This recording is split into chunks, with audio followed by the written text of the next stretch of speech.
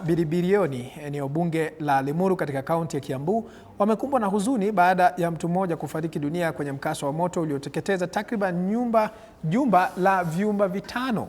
Kulingana na walioshuhudia, moto huo ulianza saa 3:30 usiku wa kuamkia leo. Wazima moto walijaribu kadri ya uwezo wao kuzima moto huo, ila juhudi zao hazikufua dafu.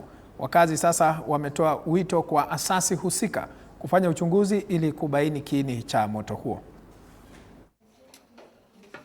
Zimamoto wakati walipigiwa waliweza kuwasili na kuja kuzima moto, na nafurahia sana kwa sababu walifanya kazi nzuri zaidi, kwa sababu kama si wao hatungeweza kuzima moto. Na pia ningeweza kushukuru vijana wa Biribirioni kwa sababu wao ndio waliweza kushirikiana na wazima moto.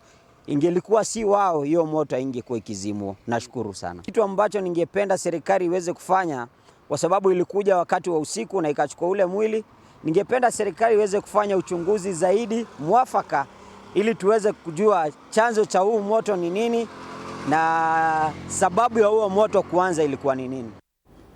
Na tukiachana na